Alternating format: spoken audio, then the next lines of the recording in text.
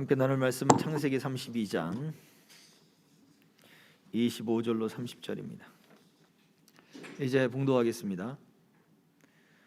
자기가 야곱을 이기지 못함을 보고 그가 야곱의 허벅지 관절을 치매 야곱의 허벅지 관절이 그 사람과 씨름할 때에 어긋났더라. 그가 이르되 날이 세려하니 나로 가게 하라. 야곱이 이르되 당신이 내게 축복하지 아니하면 가게 하지 아니하겠나이다. 그 사람이 그에게 이르되 네 이름이 무엇이냐? 그가 이르되 야곱이니이다.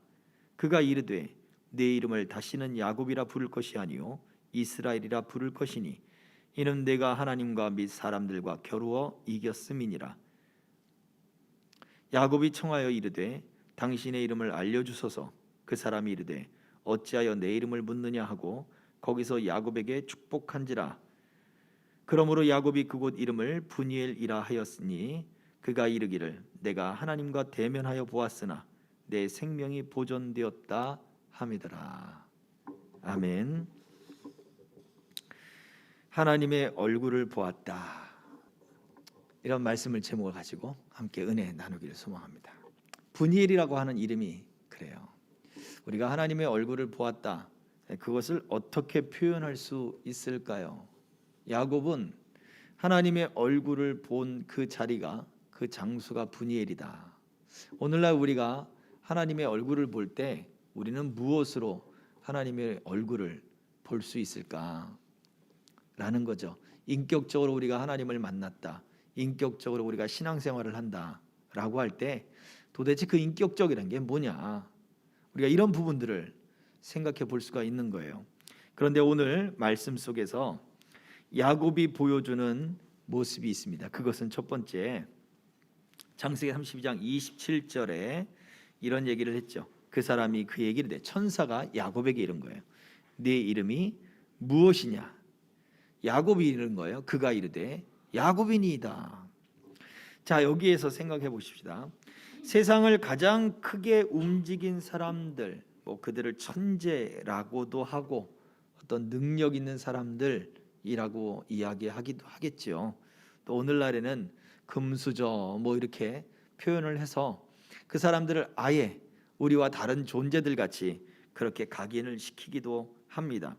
그런데 정말로 세상을 강력하게 움직인 사람들 중에 천재들이라고 할 수 있는 사람들의 퍼센티지보다 정말 강력한 인내를 가지고 강력한 그런 어떤 정신력을 가지고 참고 기다리면서 마침내 그 목적을 성취해내는 사람들이 더 많다는 거예요.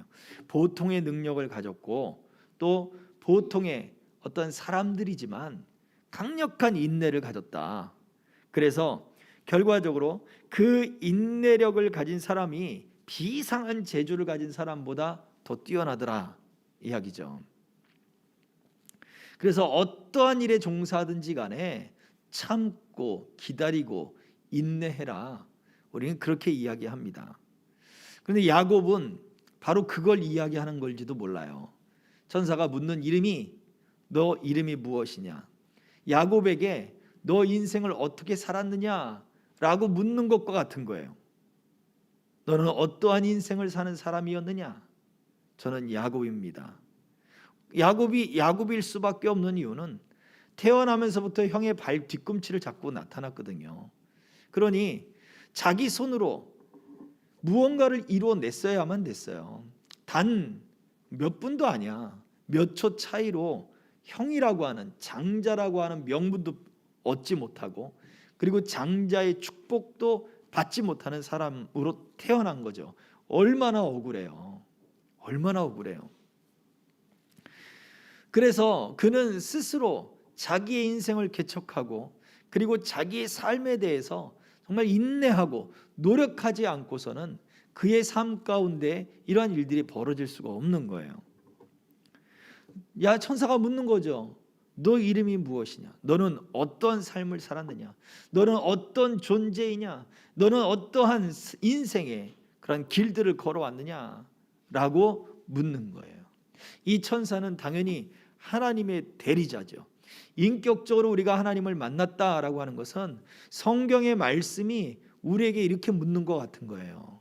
성경의 말씀이 딱 비춰지면서 너는 어떠한 삶을 살고 있느냐, 지금 너는 어떠한 존재로 살고 있느냐, 너는 무엇을 움켜잡고 살고 있느냐 묻는 것과 같죠. 그때 야곱은 대답합니다. 나는 야곱입니다. 그의 이름이 야곱이기 때문에 나는 야곱입니다 라고 대답할 수도 있겠죠. 그런데 저는 다르게 보이는 거예요. 천사가 묻는 것 자체도 너는 누구냐, 야곱이를 모르겠냐고요. 알면서 묻는 거죠. 너는 어떤 존재인가, 왜 사는가, 그리고 무엇을 위해 사는가, 그리고 무엇을 위해 지금 이렇게 매달리고 있는가, 이 질문들을 지금 천사가 하고 있는 거거든요. 하나님의 말씀도 마찬가지예요. 너는 왜 사는가, 너는 누구인가, 너는 하나님 앞에 어떤 존재인가, 너는 왜 교회를 다녀야 되는가, 너는 왜 신앙생활을 해야 되는가, 너는 왜 예수 그리스도를 알아야 되는가, 왜 예수 그리스도를 믿어야 되는가, 왜 구원을 받아야 되는가, 왜 죄 용서함을 받아야 되는가, 이러한 말씀들이 우리들에게 전해지고 있단 말이에요. 이때 야곱은 나는 지금껏 한 번도 내가 남을 속인 적이 없습니다. 내가 이름이 야곱일 뿐이지 나는 한 번도 남을 속인 적이 없습니다. 내 부모가 내가 태어날 때 그렇게 형의 발 뒤꿈치를 잡고 태어났다고 해서 나를 야곱이라 지었을 뿐이지, 나는 누구의 인생에 태클을 걸거나 나는 누구의 인생에 발목을 붙잡거나 나는 그렇게 치사하게 살지 않았습니다. 나는 성실하고 나는 노력하고 나는 애쓰고 나는 희생하며 나는 인내하며 나는 그렇게 인생을 살았습니다. 이렇게 이야기했다고 해보세요. 야곱이 그런 마음을 가지고 이야기를 했다 해보세요. 천사가 또 묻는 거예요. 그러면 네 이름이 뭐냐 또 묻는 거예요. 마치 베드로에게 예수님이 3번 질문하듯 그렇게 질문하는 거예요. 그러자 베드로가 3번째 질문하자 마음에 근심했잖아요. 도대체 예수님이 무슨 마음으로 내게 이런 질문을 하는가? 베드로가 근심할 수밖에 없는 거예요. 내가 정말 예수님을 사랑하는가? 내가 2번이나 그렇습니다 주님, 주께서 내가 주를 사랑하는 줄 아십니다 라는 대답을 했는데 예수님이 똑같은 질문으로 3번째 대답 물으시자 고민이 되는 거예요. 나는 정말 주님을 사랑하는가? 나는 정말 왜 신앙생활을 하고 있는가? 나는 왜 성실히 살았던가? 나는 왜 이 수고로움을 마다하지 않고 내가 이 수고로움을 왜 했는가? 이러한 생각들이 근심과 염려로 깊은 사고 가운데 생기는 거죠. 야곱의 대답은 나는 야곱입니다. 그렇습니다. 나는 속이는 자요, 나는 발 뒤꿈치를 잡는 자요. 내 인생은 내가 그렇게 쟁취하고자 했던 그 일들을 얻지 못하는 그러한 사람일 뿐입니다. 나는 내가 얻으려고 했지만 얻지 못했고, 나는 내가 움켜쥐려 했지만 쥐지 못하는 그러한 사람일 뿐입니다 라는 고백을 하게 되는 거죠. 이것이 바로 야곱이 천사 앞에서 하는 자기 부인이 되는 거예요. 이것이 바로 말씀 앞에 우리가 똑같이 성경의 말씀이 우리에게 질문할 때 우리 자신을 돌이켜보고 그 말씀에 내 자신을 인정하고 들어가야 되는 거예요. 사람이 하나님 앞에 어떤 존재냐라는 것을 묻지요. 성경의 대답은 모든 사람은 다 죄인이다 라는 대답을 해요. 하나님 앞에 의로운 사람이 없어요. 하나님 앞에 모든 사람이 다 죄인이라고 얘기해요. 나는 죄진 게 없는데요. 나는 정말 열심히 살았는데요. 나는 정말 정직하게 살려고 애를 썼는데요. 내가 왜 죄인입니까? 나는 법 없이도 나는 그렇게 사는 사람입니다. 내가 왜 죄인입니까? 조그만 이명길의 그 신호등 앞에서, 건널목 신호등 앞에서 차도 지나다니지 않고 사람도 지나다니지 않는 그 신호등 앞에서 신호등이 바뀔 때까지 5분을 기다리는 나는 그런 사람인데 내가 왜 죄인입니까? 그렇게 말을 할 수가 있단 말이에요. 성경은 우리가 하나님의 그 말씀을 인정하고 받아들이는 것이 믿음의 시작이라고 이야기해요. 요한일서 1장 8절에 보면 만일 우리가 죄가 없다고 말하면 스스로 속이고 또 진리가 우리 속에 있지 아니할 것이요 만일 우리가 우리 죄를 자백하면 그는 미쁘시고 의로우사 우리 죄를 사하시며 우리를 모든 불의에서 깨끗하게 하실 것이요. 우리가 죄 있다라고 고백하는 그 순간 하나님이 우리를 깨끗게 하실 때, 우리가 우리 자신의 모습을 인정하고 받아들이는 그 순간 우리를 깨끗하게 하실 것이다. 마태복음 16장 24절에서 또 이렇게 말씀하셨습니다. 이에 예수께서 제자들에게 이르시되 누구든지 나를 따라오려거든 자기를 부인하고 자기 십자가를 지고 나를 따를 것이니라. 자기를 부인하고 자기 십자가를 지고 나를 따를 것이다. 자기를 부인한다는 게 나는 못난 놈입니다. 나는 실패자입니다. 나는 가치가 없습니다. 자학을 하라는 이야기가 아닌 거예요. 자기를 부인한다는 이야기는 결국 하나님의 말씀을 통해서 자기를 인정하고 받아들이라는 거예요. 야곱이 만약 나는 그 장자의 권리, 장자의 명분을 가치 있게 여기지도 않는 그 에서보다 나는 더 성실했습니다. 나는 그 에서보다 들로 산으로 뛰어다니면서 사냥질에만 힘썼던 그 에서보다 나는 집안에서 어머니를 돕고 또 아버지를 섬기기 위해서 그렇게 나는 노력을 했습니다. 아버지가 알아주지 않더라도 아버지는 그 형 에서만 끼고 논다 할지라도 나는 실망하지 않고 나는 아버지를 섬기며 어머니의 장막에서 그렇게 나는 성실히 일을 했던 나는 그러한 사람입니다 라고 대들고 그렇게 자기를 내세웠다라고 한다면 아마도 천사에게 꾸지람을 당했었겠죠. 그러나 야곱은 그러지 않았어요. 맞습니다. 나는 야곱입니다. 맞습니다. 나는 속이는 자입니다. 맞습니다. 나는 발 뒤꿈치를 잡는 자입니다. 맞습니다. 나는 죄인입니다. 받아들이는 거예요. 말씀을 받아들이는 거예요. 맞습니다. 나는 믿음이 적습니다. 맞습니다. 나는 불평과 원망이 가득했습니다. 맞습니다. 나는 하나님의 자녀입니다. 맞습니다. 예수님이 나의 죄를 위하여 십자가에 못 박혀 죽으시고 부활하셨음을 내가 믿습니다 하고 받아들이는 거예요. 여기에서 자기 부인이 시작되는 거예요. 하나님의 말씀에 자기 자신을 비춰서 그 말씀을 받아들이고 인정하고 살아가는 삶이 인격적으로 하나님을 만나는 거예요. 그 인격적으로 만난다고 하는 것이 결국 자기를 부인하는 삶으로 드러나게 되는 거예요. 말씀이 더 맞는 거예요. 내가 노력하고 내가 수고하고 내가 희생했던 게 맞는 것이 아니라 말씀이 맞는 거예요. 하나님의 인도하심이 맞는 거예요. 하나님의 뜻이 맞는 거예요. 그 뜻을 쫓아 살아가는 것이죠.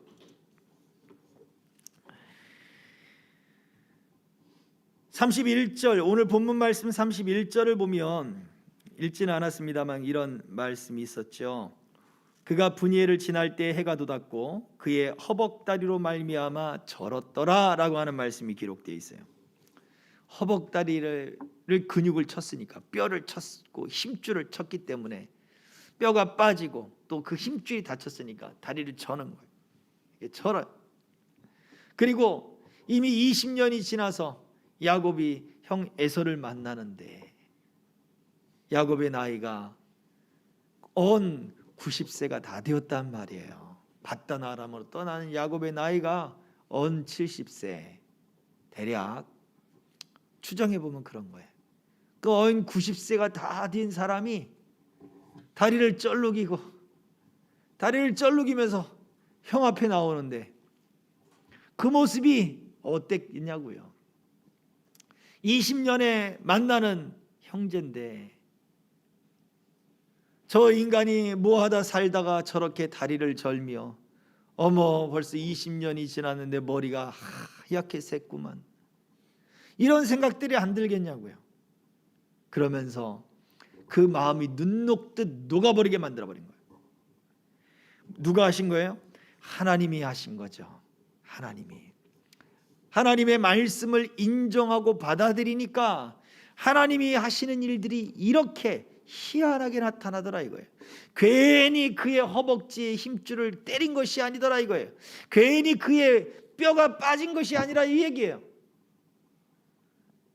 그 모습을 통해 긍휼함이 일어나게 하고, 그 모습을 통해 화나고 죽이고자 했던 그 마음이 눈 녹듯 다 사라져버리게 만들어버려요.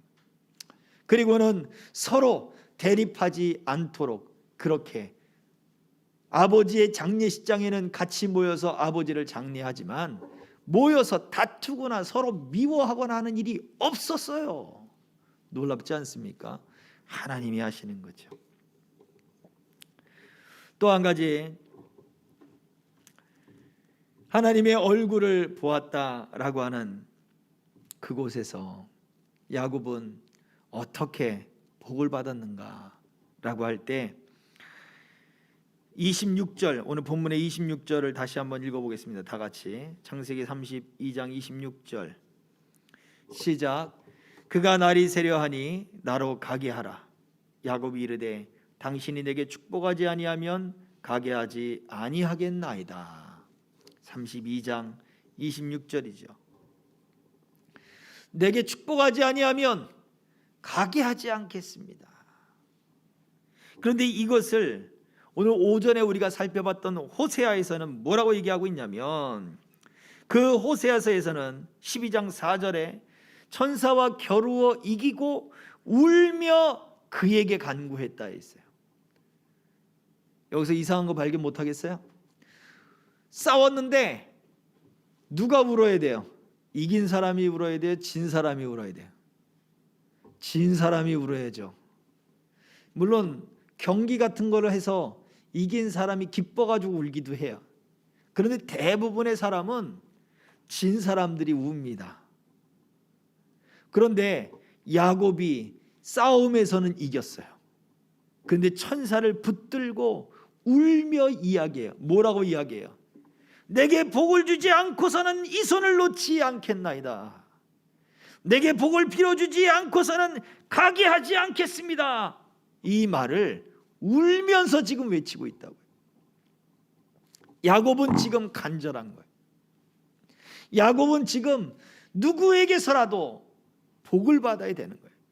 밤새도록 고민하고 밤새도록 근심하던, 지금까지 살아왔던 내 삶에 의미가 없는 것인가? 이것을 한순간에 지금 다 잃게 생겼네. 20년 만에 그 에서를 만나서 도대체 어떻게 해야 된다는 말인가? 그 고민 때문에 밤을 새고 있던 야곱이었기 때문에 천사를 붙들고 이 존재가 도대체 누군지 모르지만 자기와 뒤엉켜서 막 뒹굴며 씨름을 하고 있는데, 마지막에는 내게 복을 주세요. 나를 복 빌어주지 않고서는 이 손을 놓지 않겠습니다. 자기와 씨름하는 존재 자체도 그에게까지도 붙들고 내게 복을 달라고 그렇게 외치고 있는 거예요. 성경에 사무엘의 어머니 한나가 있습니다. 그 한나는 누구 때문에 속이 상했습니까? 분인나라고 하는 그 후처, 남편의 후처 때문에 속이 상한 거예요. 분인나는 아들을 낳고 그 아들로 자랑을 하고, 그 고대 사회에 아들을 낳지 못한 여인은 참 수치를 당하는 모습이거든요. 아들이 없어서 그렇게 수치를 당하고 있는 거예요. 남편은 그 아들이 없는 그 한나를 더 위로해주고 더 사랑해주지만 남편의 사랑이 아들이 없음을 채워주지 못해요. 그래서 한나가 무엇을 합니까? 성전에 가서 기도하는 거지요. 성전에 가서 울며 붙들며 기도하는 거예요. 하나님, 내게 복을 주십시오. 이 수치가 물러가게 해주십시오. 기도하는 거예요. 붙들고. 근데 누가 이겼습니까? 한나가 이겼습니까? 분인나가 이겼습니까? 한나가 이긴 거죠. 왜? 남편의 사랑도 얻었고 아들도 얻었잖아요. 그렇지 않아요? 결국 그 한나의 기도를 통하여 하나님은 그 제사장이 악한 제사장임에도 불구하고, 미련한 제사장임에도 불구하고 그 제사장이 복 빌어주는 말, 평안히 가라 하나님이 네 기도를 들어주실 것이다. 그 말을 통해 응답을 주셨어요. 이게 하나님이 하시는 일이죠. 믿음으로 사는 사람들의 모습이에요. 분이엘, 하나님의 얼굴을 보았다. 천사와 씨름했기 때문에 분이엘이 아니라 바로 내게 복을 주지 않으면 내가 갈 수 없습니다. 울며 기도할 때 바로 그 응답이 그 자리에서 임한 거예요. 너는 다시는 야곱이라 하지 말아라. 너의 이름이 이제는 하나님과 겨루어 이기는 사람, 하나님으로 말미암아 힘을 얻는 사람, 하나님이 모아서 복 주는 사람, 너는 이스라엘이라 불러라. 내 스스로 내 인생을 이제는 하나님이 나를 붙들어 주십니다 라고 그렇게 말을 해라. 속이고 쟁취하고 얻으려고 했던 내 인생이 아니라 하나님이 계획하고 계십니다. 하나님이 붙들고 계십니다. 하나님이 나와 함께 계십니다. 하나님이 나의 주인이 되어 주십니다. 그렇게 이야기를 하고 살아라. 바꿔주신 거예요. 그래서 분이엘이 되는 거예요. 저와 여러분들도 무엇입니까? 우리가 인생을 살아갈 때 많은 일들이 주어지겠죠. 또 많은 터닝 포인트들이 놓여질 것이고 그때마다 우리는 선택을 해야 될 것입니다. 그러나 그때뿐이 아니라 우리는 지금부터 더 하나님의 얼굴을 보는 듯한 모습을 살아야 돼요. 첫 번째, 자기를 부인한다. 말씀이 내게, 그 말씀이 내게 다가왔으면 말씀대로 순종하고 말씀대로 인정하라는 거예요. 두 번째, 그 말씀이 내게 요구했던 그대로 우리가 그 말씀을 붙들고 기도하는 거예요. 그 사람이 이기는 자가 되고 그 사람이 하나님이 함께 하시는 자가 되는 것입니다. 이러한 분이엘의 사건이 저와 여러분들에게도 하나님의 얼굴을 보는, 하나님 그 자리가 정말 하나님의 얼굴을 보는 듯한 자리였습니다 라는 인생의 고백이 있어지기를 주의 이름으로 축복합니다. 아멘. 우리 예수 그리스도의 이름으로 모이는 각 처소마다 주의 이름으로 예배하는 그 자리마다 주의 영광이 가득하게 하여 주시고, 여러 가지 질병 가운데 또 코로나 후유증과 코로나로 하나님 그 질병의 시간들을 보내고 있는 모든 이들 가운데 하나님이 함께하사 치료하시고 고치시고 은혜를 베풀어 주옵소서.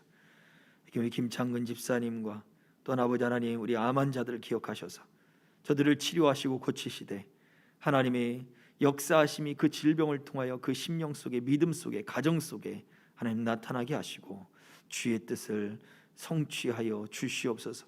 큰 믿음의 즐거움과 은혜들이 가득할 수 있도록 이끄시고 인도하여 주시옵소서.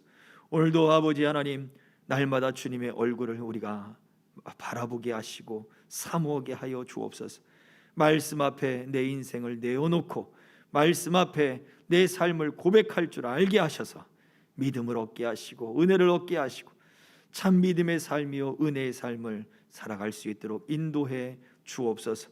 우리 앞에 놓인 문제가 있다 할지라도 아버지 하나님, 그 모든 문제 속에 함께 하실 주님을 바라보고 소망하며 믿음으로 간구하는 우리가 되게 하여 주옵소서. 예수 그리스도의 이름으로 기도하옵나이다. 아멘. 지금은 우리 구주 예수 그리스도의 은혜와 아버지 하나님의 크신 사랑과 성령님의 내주교통 감동 역사하심이 오늘 오후 예배로 하나님 앞에 영광 돌리며 또한 믿음 가운데 하나님의 얼굴을 날마다 바라보며 그 복을 받기 원하는 남녀종들 머리 위에 직장과 생업과 학업 위에 이 나라 이 민족 위에 우리 생명길 교회 위에 이제로부터 영원토록 항상 함께 있을지어다. 아멘.